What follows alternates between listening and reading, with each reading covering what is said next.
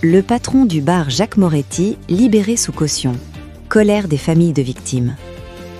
La justice suisse a ordonné la libération de Jacques Moretti, le propriétaire français du bar de Crans-Montana, où un incendie a fait 40 morts dans la nuit du Nouvel An. La justice suisse a ordonné ce vendredi 23 janvier la libération de Jacques Moretti, le propriétaire français du bar de Crans-Montana, qui a été ravagé par un incendie qui a fait 40 morts dans la nuit du Nouvel An. Cette décision a immédiatement suscité la colère des familles des victimes et de leurs avocats.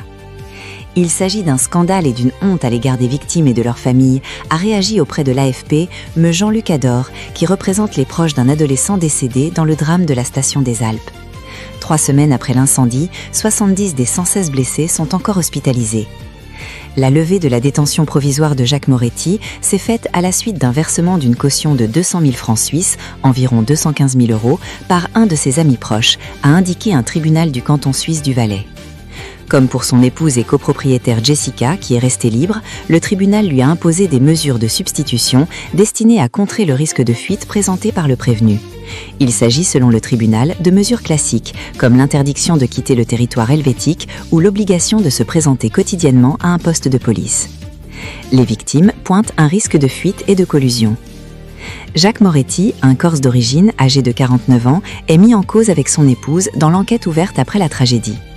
Avant son incarcération provisoire le 9 janvier, plusieurs avocats de victimes ou familles de victimes s'étaient déjà étonnés du fait que le ministère public ne prenne pas en compte le risque de collusion, voire de fuite, en le laissant libre.